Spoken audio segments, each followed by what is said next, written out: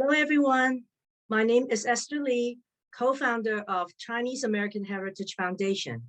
CAHF promotes the recognition, appreciation, and celebration of historical contribution made to the United States by citizens of Chinese heritage. Welcome to day 25 of our 31st days webinar celebrating AAPI Heritage Month. Yesterday's presentation, we have OCA share the legacy with us. Today, they'll be sharing their future plans. During the presentation, if you have any questions, please type them in the Q&A function located at the bottom of the screen. Now, let me introduce our moderator, Nguyen. She is the Deputy Executive Director of OCA National, and she will be introducing the panelists for this evening. Without further ado, let me present you to. Thank you, Esther. And once again, thank you to the Chinese American Heritage Foundation and CACA Boston for inviting OCA to be part of your month-long celebration. And we're just excited to share with you all about OCA. Before I get started, I just want to reiterate what Esther said. If you have any questions, type them in the Q&A. I see people are introducing themselves in the chat box. Feel free to interact in the chat box and tell us what you think or any questions that you may have. So yeah, let's just get started. For those of you who are just joining us tonight, if you are not familiar with OCA, we are a national membership-based civil rights and social justice organization headquartered in Washington, D.C., but with over 50 chapters and affiliates across the country. We were founded in 1973 by our founding chapters in Detroit, St. Louis, and Washington, D.C., and we have expanded across the country in over 24 states. And so we do two main buckets. We do policy and advocacy work, and we reach folks by doing programming. And this is out of the National Center. Each of our chapters that are mostly volunteer run, they do their own local programming, local advocacy work, and local community building as well. So it really is both like OCA National and OCA chapters, but today we're really focusing on the programming that comes out of the OCA National Center that we bring to our OCA chapters, but we also bring these programs and advocacy to our college affiliates and college student associations, as well as high school groups and corporations.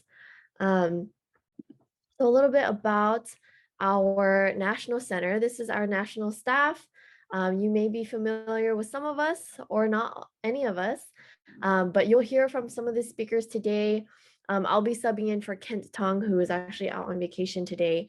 But we have Ken and Kelly, Kent, Eiley, Jay, Lady, and Michael. So if you're ever in DC or if you're at any of our virtual events, please feel free to swing by and say hi.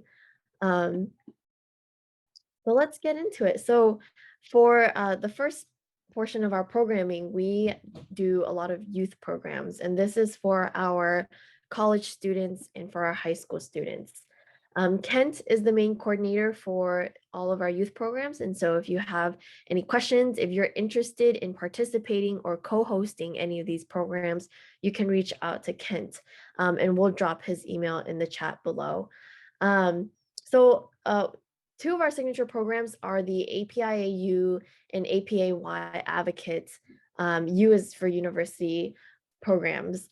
These are half-day or full-day trainings for the high school and college students, and they are really just a series of workshops and modules that OCA has developed over the past few decades on leadership, API identity, on advocacy. So what we're really doing is guiding and facilitating students in developing their API identity, in learning API history, because K through 12 education doesn't have API history, and then teaching them what advocacy looks like. And so for an example, a couple of examples of our trainings is the Power and Privilege dot game, which is a popular activity for both our high school and university students, where we examine our power and privileges using this dot game, and it really allows students to reflect on not only their first judgments of other people,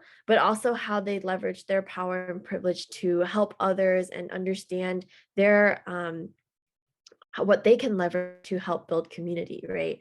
I feel like OCA is one of the first to offer API history curriculum for college and high school students.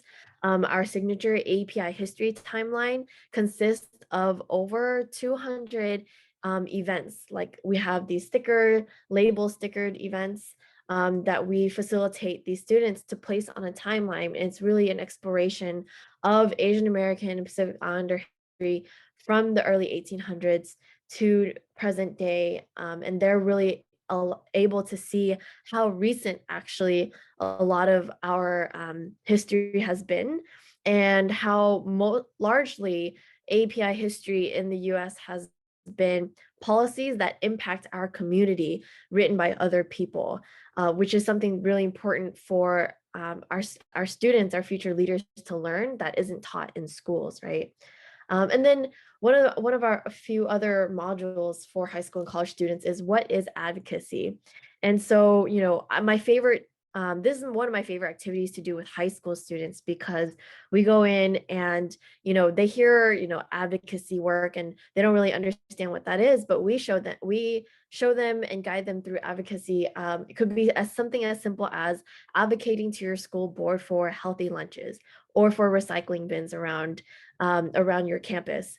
And so in a 2-hour session, we walk them through creating a plan. Who do you need to talk to? What kind of signatures do you need to get? And I think some of these students really get the inspiration to go out and begin to do advocacy work, even on the most basic level as their own high school campus. And so these youth trainings are really, we do these with our OCA chapters and with summer youth camps. So we do partner with, for example, the Dallas Chinese Community Center Youth Camp, summer camp. And so if any of you out there are interested, feel free to reach out and we're happy to co-host this for your youth. The next youth programming that we have is our scholarship. Scholarships are offered to high school seniors, college students, and now most recently, graduate students. So our Gold Mountain Scholarship, sponsored by UPS, is one of our signature scholarships that has been going for almost, I think, a decade or a little over a decade now, where this scholarship supports students who are the first in their families to attend college. And we have this available for high school seniors who have been accepted into a college already, and college juniors who are about to finish and go into their last year of college. So the scholarship helps them with textbooks and supplies and materials and things like that. We also have a Spectrum Scholars Scholarship Program, which provides low-income students with a scholarship and a potential internship opportunity with Charter Communications. And that one is valued at $20,000 for 2 years. And so, yeah, I have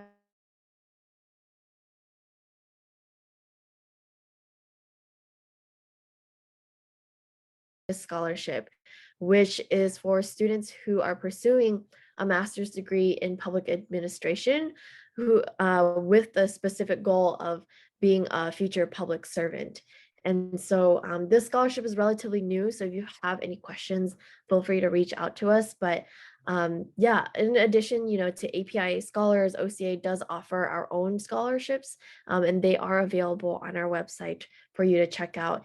I think our Gold Mountain Scholarship deadline is actually May 31st. And so if you know any high school seniors right now who could apply, feel free to encourage them to apply to these scholarships. And then the final thing I'll talk about for our youth programming is our signature internship. This summer internship is based in Washington, D.C. Typically, because of the pandemic, in 2020, we had our first successful cohort of virtual interns, and we will be having our second cohort of virtual interns this year. But we were still successful. Everyone had a great time. And in these internships, our cohorts are bonded for life. These are lifelong friendships. I know the class of like 1990s they still keep in touch. Class of early 2000s, they still keep in touch. And our OCA alumni have gone on to become, journalists, federal agencies, corporate leaders, and elected officials. And so through working at, OCA places them at like congressional offices, other federal agencies, partner nonprofits such as CRAC, NCAPA, API votes, and even some corporate offices, right? So like this year we have an intern placed at T-Mobile in their government affairs office. And so we offer a broad range of experiences and the kind of work that students can witness and experience. And a lot of times I actually like to say that the OCA internship is also a great place for students to learn what they don't like, what they don't want to pursue when they're not sure what they want to do after graduation, because their cohort of 15 to 18 students, they have such a broad range of placements that they share to each other what kind of work that they're doing. And so oftentimes students walk away with a little bit more clarity, if not a lot, on what they want to do post-graduation. So I highly encourage you to spread the word about our internships. It is highly competitive. In fact, our scholarships and internships are becoming very highly competitive with over 150 applicants a year. And so for these internships, we do have a spring and summer program that is part-time. The summer internship is a full-time 10-week program. And so there are opportunities in the spring and the fall for students to intern directly with OCA National. I see a question from Ray right now. Where is the San Francisco Bay Area, Sacramento, Los Angeles OCAs to be feeders for advocacy leaders? We actually have OCA chapters in all of those locations: San Francisco, East Bay, Sacramento, and the greater Los Angeles areas. And so you can go to our website and find you can find the chapters and their websites and connect with them and encourage students and locals to actively participate and be a future leader with each of our chapters, because each of these programs we offer through our chapters as well, including chapter specific internships. So that wraps up for our youth programs. Again, if you have any questions, feel free to drop them in the chat below. But I will now hand it over to my colleague, Jay. Jay runs all of our professional development programs. And so I'll hand it off to you. Thanks for the intro too.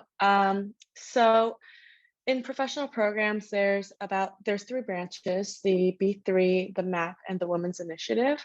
So I'm going to start with MAP. So MAP is a program called Mentoring Asian Pacific Professionals. We rebranded this year as it used to be called Mentoring Asian American Professionals. It's normally a 1.5 month long program with 4 one-on-one mentoring meetings and 3 group mentoring sessions. We've adapted this year, as MAP now virtual, to be 3 months long, because it's just easier for people to commit when they don't have to travel and they can take the time to really create that relationship with their mentors and mentees, with one convening a month and 4 one-on-one meetings that they have to have with their mentors and mentees. Sometimes they meet more times than that. And in between those mandatory convenings, there are usually happy hours, trivia nights. And I think in September or November, we also did screenings of debates from the presidential election things as well. So mentors are seasoned professionals with at least 5 years of experience in their field, and mentees are usually college students, young professionals, or older professionals that are changing careers and looking for guidance on what it's like to transition and go through the job application process and recruiting process again. And this year, what we did was we used the funding that we have for MAP programs to give our mentees and mentors membership to OCA. So it's been a great pipeline for participants to join OCA chapters and get more involved. And then I'm going to move on to B3, I believe. Yes.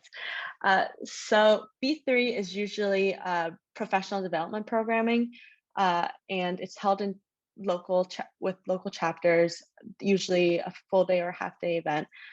This also has changed a bit when we moved to virtual programming.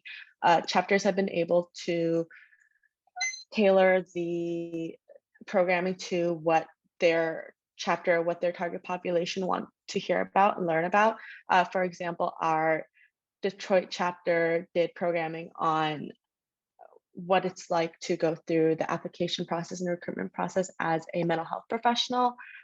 We had some programs for restaurateurs in different chapters as well.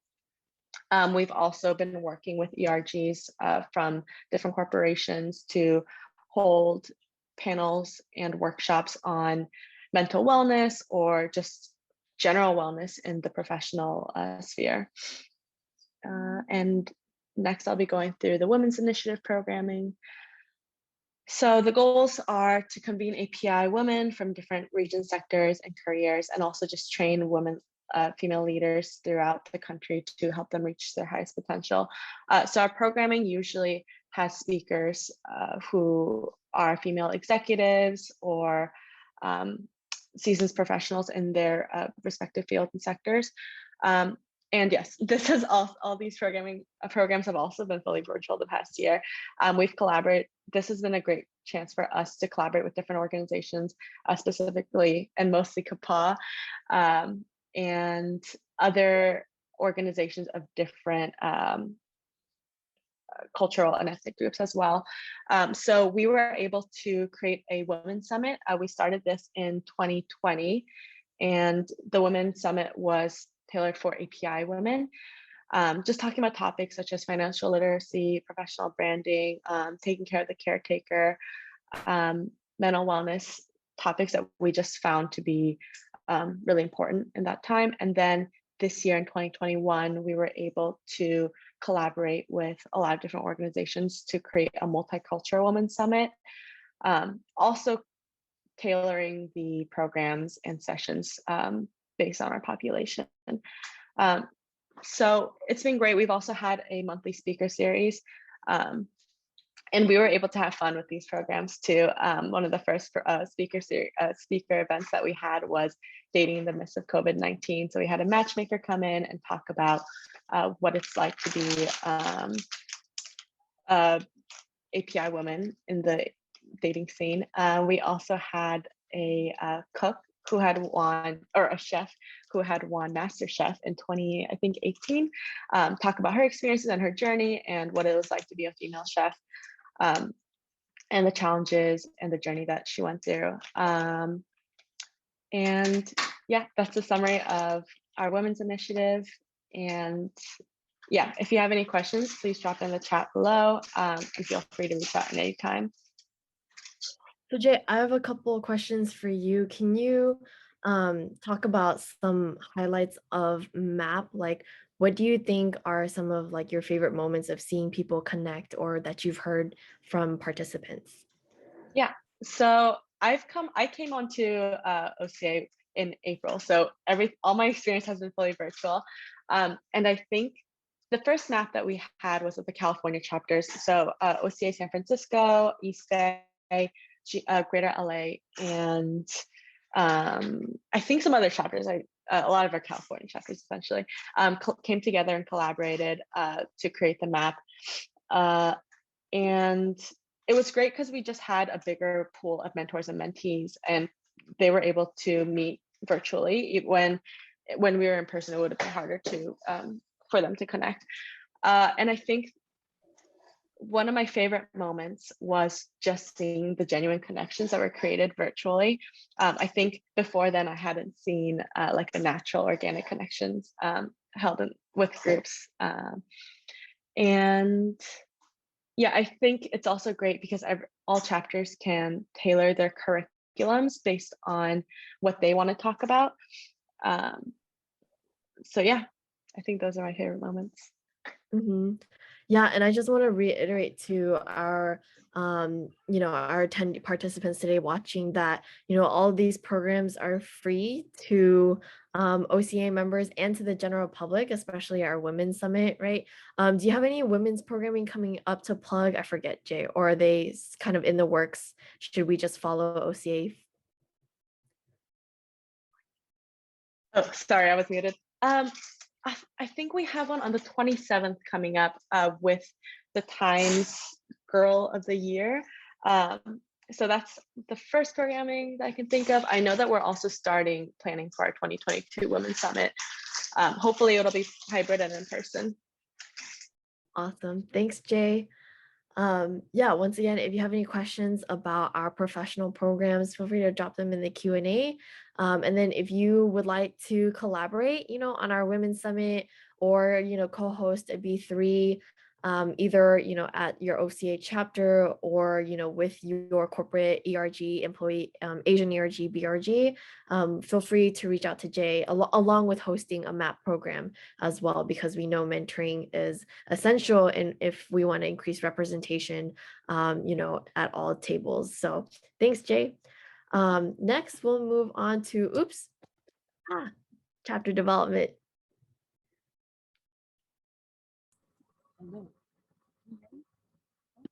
It's a little quiet. No, no, that's okay. It's like in and out. I can't hear you right now though. No, I'll give you a thumbs up when I can hear you, but I can't hear you right now. Oh, hold on, let me Oh, see. here. Is this better? Yes. How about if I do that? Okay. Awesome. So everybody, I would love to welcome Lady is our chapter and membership development associate. And so take it away, Lady. Hi, everyone. Yes, so with chapter development, we do have more than 50 chapters throughout the country. So OCA National does its best in supporting all of those chapters here from headquarters. The main purpose of having these chapters throughout the country is to keep up having that Asian Pacific American presence throughout the country, just so that we have that representation in our local areas, to know that our communities are being heard and seen, and their experiences are being recognized throughout. So the ways that OCA National Headquarters supports our chapters can be through programs like with Jay, and our youth programs as well. And then we also have trainings, workshops throughout the chapters, just to kind of expand their skills and capabilities to be able to advocate better for the community. We have various different workshops and trainings. So just for a few, we have our AAPI history webinar series going on right now. Our last one was on Vincent Chin, the 1982 hate crime. That sparked a lot of the AAPI advocacy movement in the country. And so we just had panel conversations on that, that also featured attorneys that were there in Detroit at the time that served along with the case and advocated for our communities then, and as well as for the Chin family. Next, coming in June 11th, we have we're going to be discussing the annexation of Hawaii. So these things, these are just topics that we go over in the webinar series.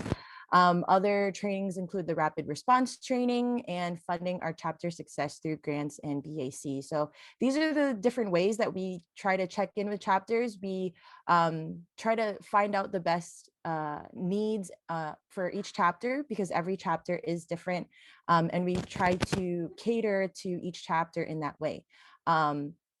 National really tries to create a really good relationship with our chapters by checking in regularly, as well as keeping a strong communication.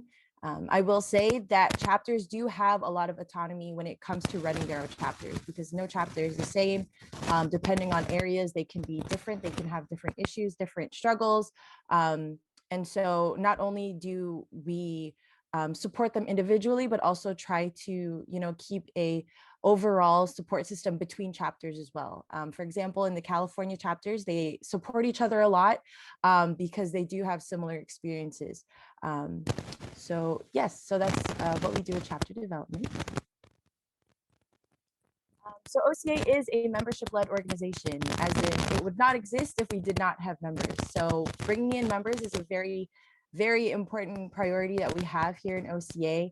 And not only with that, the more numbers that we have, the more strength and representation that we can bring for AAPIs to the table in the political sphere, in our advocacy spheres, and just in general growth and development as a community.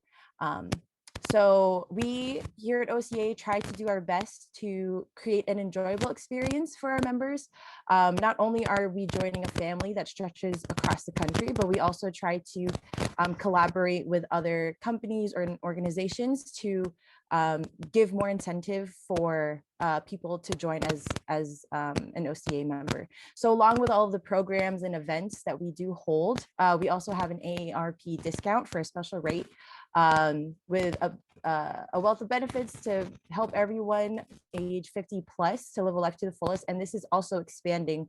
We're working on expanding our benefits with AARP to hopefully reach folks that are not only 50 plus. So we're trying to get that started.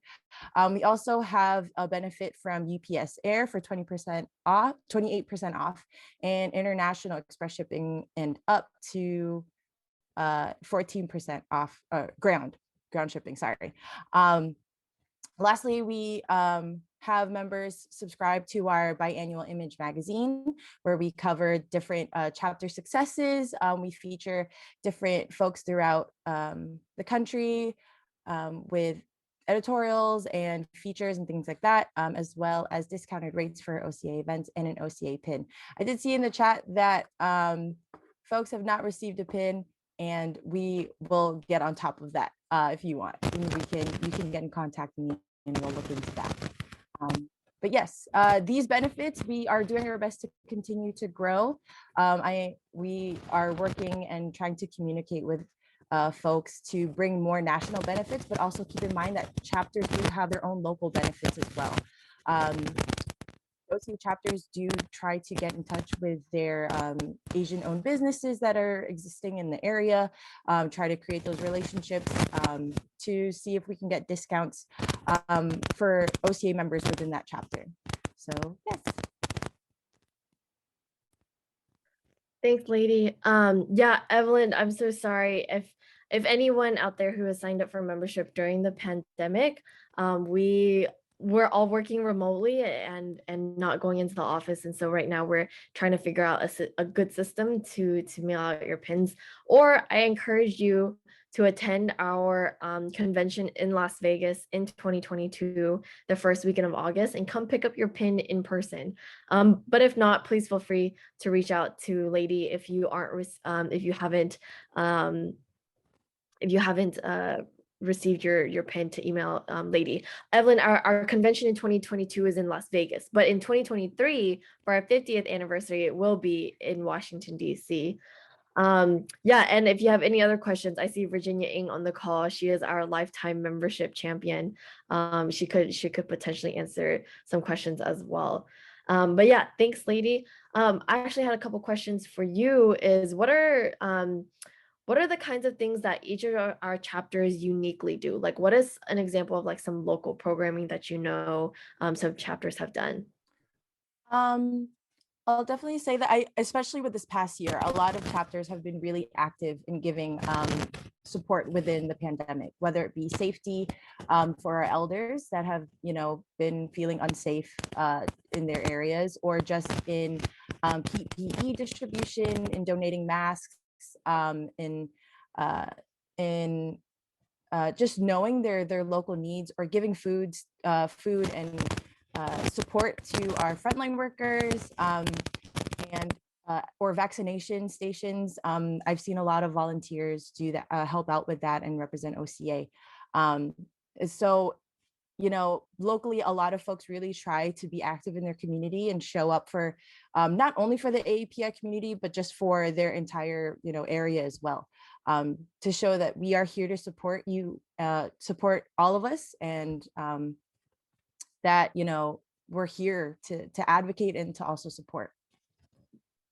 Yeah, so what are the different ways that you can be part of a chapter, an OCA chapter? Like, can you name the different roles? And like, you know, if I'm a working professional or if I'm a student, I don't have that much time to commit. Like, what are the different ways I could be a chapter member? Yeah, so we have boards, chapter boards, that are, you know, very active in trying to lead the chapters. So there's secretaries, treasurers, presidents, vice presidents. There's membership people who are in contact with me to try to make sure that all of their membership is, you know, up to date and things like that. But if you're just a member, yes, and you can volunteer. And if you're just a member, just showing up, being present is a huge and appreciative way to support OCA and to support the community. Like I said, strength in numbers. You know, the more people that show up and show their support really makes a difference in how much we can do. Awesome. Thank you, lady. Again, if you have any questions about our chapters, our membership, how to get involved, feel free to drop it in the Q&A. If you would like to start an OCA in your local area, because clearly we're not in all 50 states yet, please feel free to reach out. We would love, we do have an active internal goal to have all 50 states covered with at least one OCA chapter in each. We have 8 California chapters, so these other states need to step it up. And so thanks for sharing, Lady. You can get in touch with Lady via her email that can be found on our website. So next, we'll move on to our policy and advocacy. And I'd like to invite Michael, who is our senior policy associate, to talk about some of our advocacy that we're doing right now. Sure, thank you too, and thank you everyone for being here. So these are just a few things that we've been working on more recently in the area of racial equity and inclusion, given the rise in anti-Asian violence. So you know, with hate crimes, it's very much a community issue and really requires community efforts to affect change at the local level, right? So in response to that, we have organized some trainings. The first here is the rapid response training that Lady mentioned earlier. So this training covers the importance of why community response to hate crimes is important, right? We also talk about the difference between hate crimes and hate incidences. We talk about sort of available resources for victims, because oftentimes, you know, the first response is law enforcement, right? And the avenue is usually the criminal justice system. But you know, this training really emphasizes the importance of the community supporting the victim through this process. Part of this training, we also talk about communications and how to effectively leverage the media. We talk about community building, and then we have some chapters that share sample case studies in their local communities about how they are employing these rapid response trainings in their communities. We also recently did an OCA fireside chat, and we organized this because during our town hall, noticed that there are a lot of chapters that are doing just amazing work in their communities in response to the anti-Asian violence. And so this OCA fireside chat is really a chance to have an intimate conversation with some of these leaders, to hear about how they're responding to the rise in anti-Asian violence, discuss strategies for effective organizing for Asian American and African American coalition building, and then to share best practices, right? So other members, OCA members, too, can make an impact in their communities. And then I also have in here a presentation that I've been doing for various companies and organizations. It's entitled Understanding Anti-Asian Racism and How to Be an Effective Ally. During this presentation, it's an hour-long presentation where I discuss a brief history of anti-Asian racism, because obviously that's important to really understand the history of racism in the US in order to understand sort of what is happening right now. I also discuss, the difference between hate crimes and hate incidences, again, why community response is important. Then I share about OCA National's work around this issue. I also discuss what our local chapters are doing, and then go over how to be an effective ally in supporting the AAPI community. So those are just some of the advocacy work that we've been doing recently around anti-Asian hate. But there are certainly other things that we are doing in our other policy and advocacy areas too that I didn't put on the slides here. Thanks, Michael. Yeah, could you actually go over some of like our active policy priorities? The COVID-19 hate crimes bill that was just signed into law last Thursday was one of them. But beyond, that, what are some other policy things that we're pushing nationally and that you're supporting locally too? Sure. I mean, do we have more than an hour? I'm just kidding.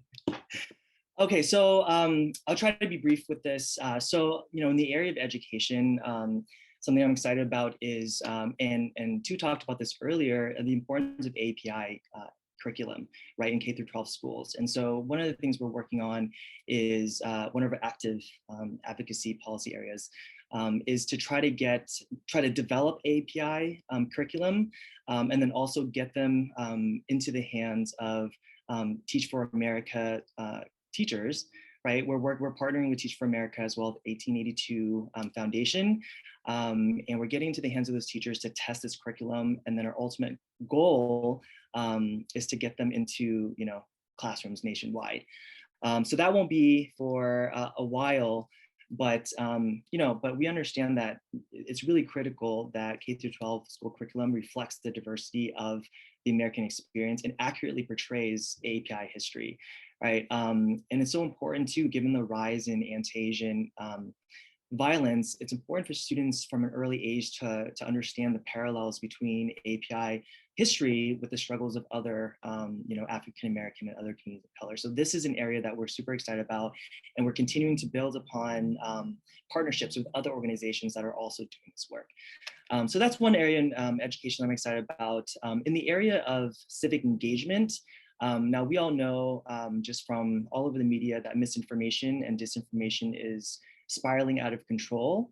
And especially we have to consider within the older immigrant community that doesn't really consume mainstream English language media, they can be more susceptible to misinformation and disinformation. So one of the things that we are working on is developing a campaign, and this will be through social media as well as in person, to fight against the spread of misinformation and disinformation within the AAPI immigrant community.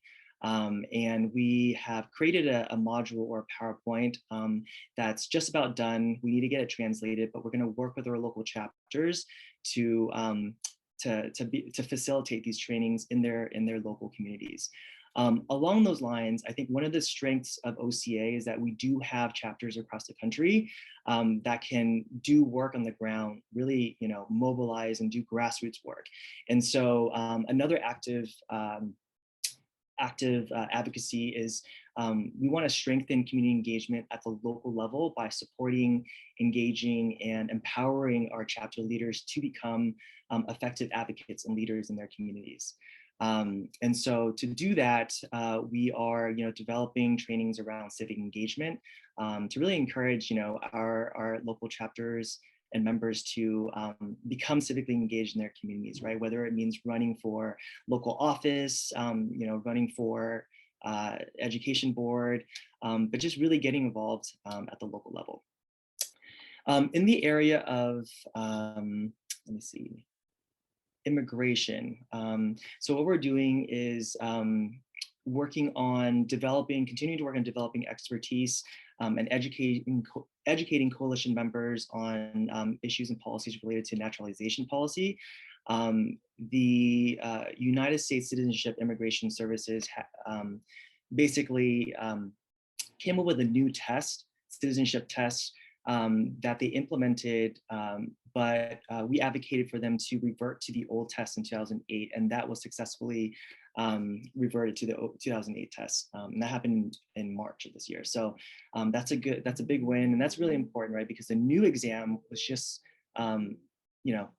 much more difficult to pass. And so with the reversion to the old test, I think it was the right thing that happened.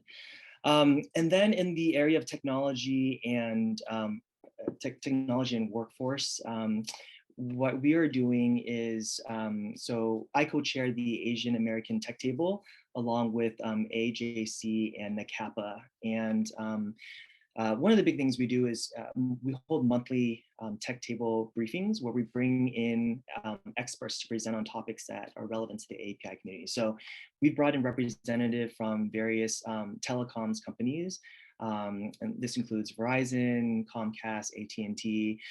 But we also brought in experts. So Dr. Nguyen came in and talked about misinformation and disinformation and how that impacts the API community. Just last week, the acting chairwoman of the FCC came and spoke with the Tech Table about the Emergency Broadband Benefit Program. This is a program that just rolled out recently. And so that's something that's also just really exciting, just every month being able to hear from different people within the tech industry talking about issues that are important to the API community. So I know I said a lot there, but if anyone has any questions, definitely, Yeah, thank you, Michael. And I just want to, build upon the tech portfolio. It's a relatively new portfolio for the API community. And one of the reasons why it's important for us to be working in tech policy is because the digital divide has been made very apparent during this pandemic as we moved into virtual learning, virtual work, remote learning, and folks aren't connected to internet at all, or they're not connected to good internet, or they don't have the devices. I remember at the beginning of the pandemic, we did a survey of a few hundred AAPI schools, which is the Asian American and Native American Pacific Islander Hawaiian serving institutions.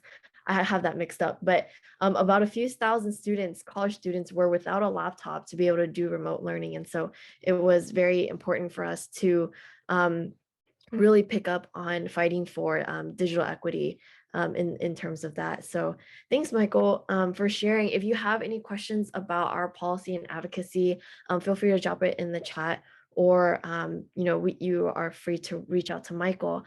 And so that kind of wraps up, the different segments of the programming and work that we do at the National Center.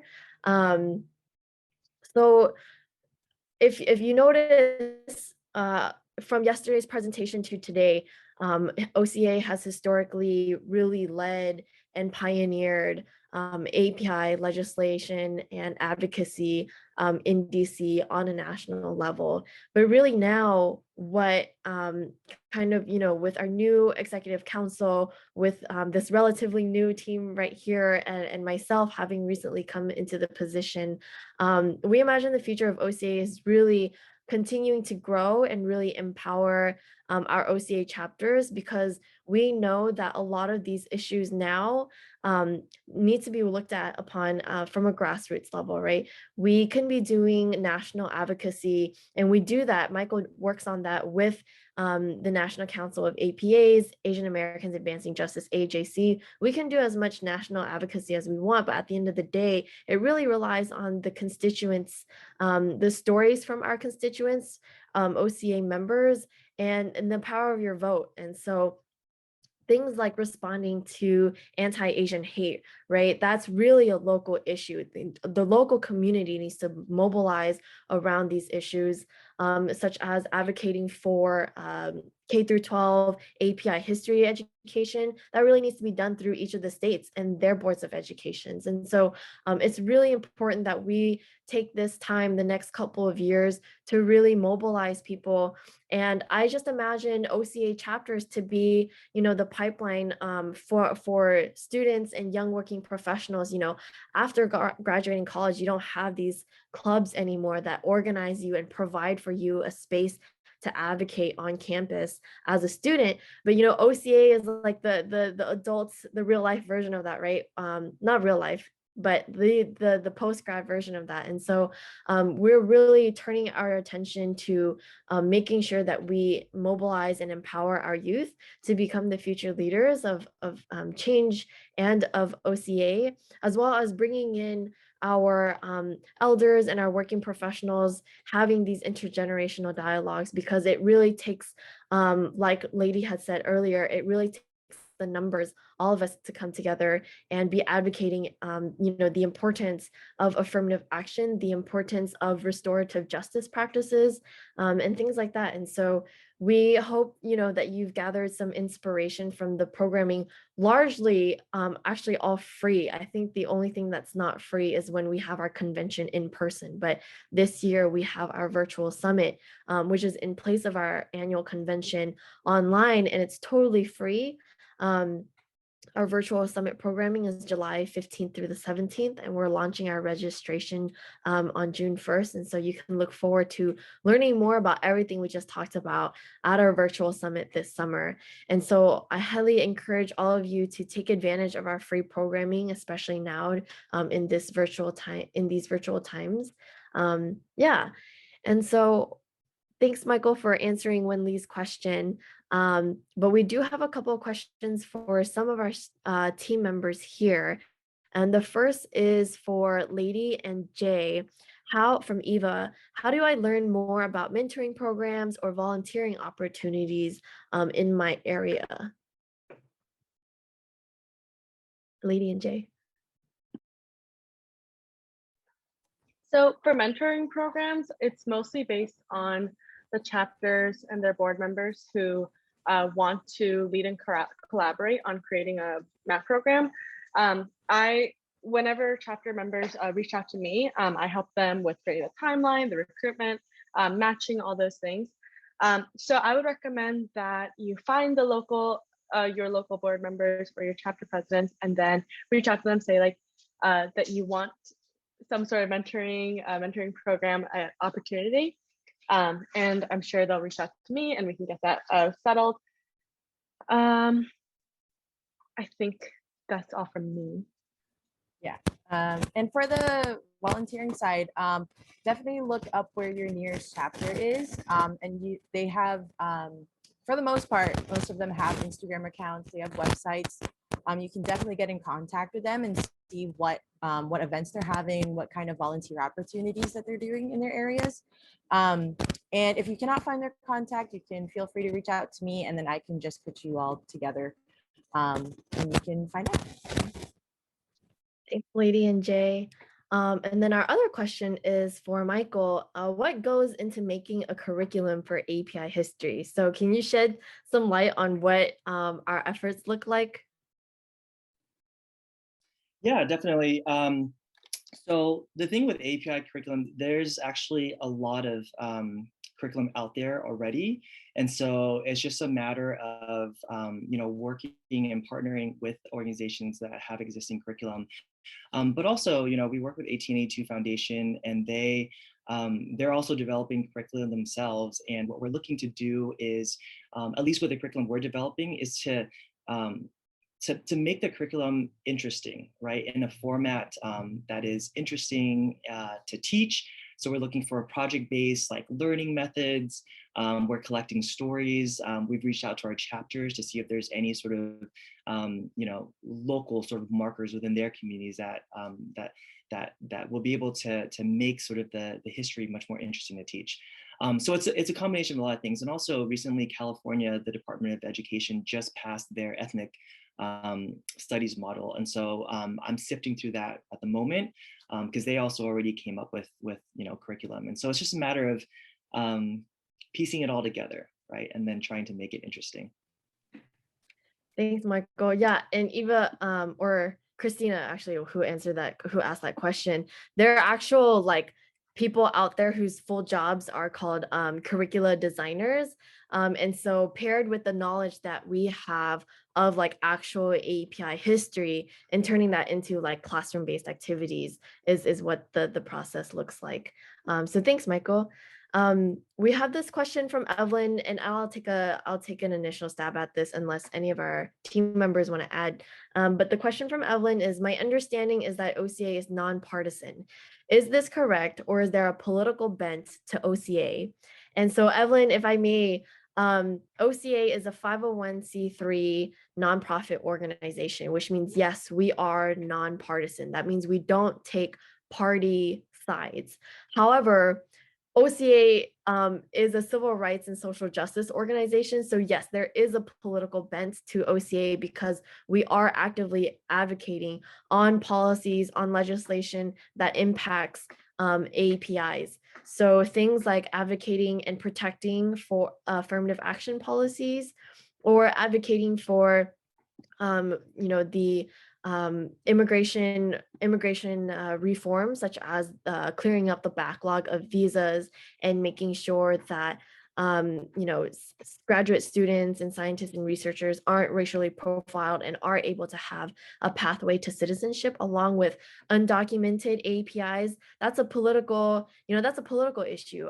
Making sure that there is a pathway to citizenship for those that are who are undocumented. Other political bents, right, are things such as making sure that the FBI and law enforcement agencies are culturally competent and trained to respond to hate incidences against APIs, but also that there isn't any bias and racial profiling, right? We want to make sure that there is restorative justice practices as well. And so, the question, it is confusing to think about nonpartisan or non-political, but you can be nonpartisan but political. And in fact, our organization must be political because, our history and our presence in the U.S. is all political because, Americans since day one have created policies about us, against us, and informing, our right to be here and things like that. So that's my answer to you, Evelyn. Let's see, any other questions? Oh, I see a question from Ray. Let's see, Ray, your question about OCA augmenting grassroots demonstrations or consult to be more productive. Yeah,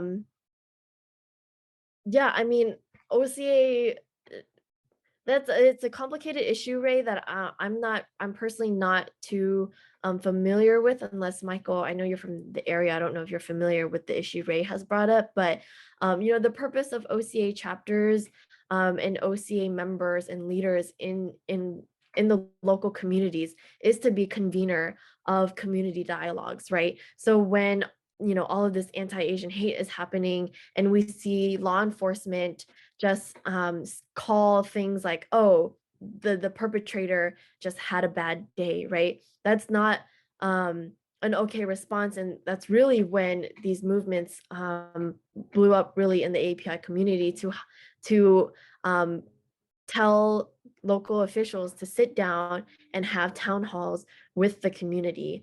And also OCA chapters and OCA leaders are the conveners to bring other communities of color together and have productive conversations about change in the local community. And so, yeah, I think working through OCA chapters is one of our strengths, and the benefit of being part of an OCA chapter is to have that local convening power to bring together elected officials, local leaders, other communities of color, and marginalized communities to get together and be a coalition and have a community dialogue together. Yeah, I think there's any more questions for our team. I don't see any more questions. So once again, if you are interested in our program, which is once again free and open to the public for the most part, except for our convention, which in person, but this year it's free and virtual. Please follow us on social media at OCA National. You can subscribe to our listserv as well. Check out our website. All of our contact information is on there. And if you enjoyed hearing about the great work that we do, I highly recommend donating to our policy and advocacy work. And yeah, I appreciate everyone for showing up today. Again, thank you to the Chinese American Heritage Foundation for giving us this platform to share a little bit about our history and now our work today. Yeah, I'll pass it back over to Esther. Wow, thank you so much.